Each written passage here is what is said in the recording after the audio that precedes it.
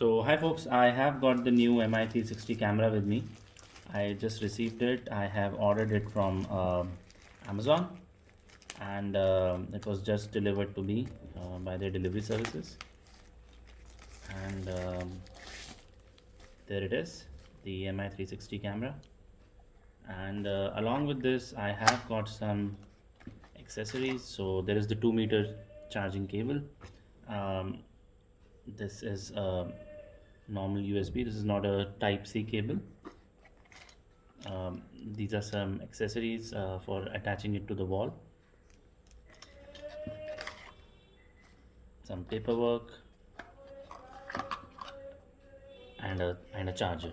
So this particular MI camera has a speaker as well, and um, you can attach the micro SD card over here, and this connects to the Wi-Fi and can shoot in 1080p. This has a 2 megapixel camera.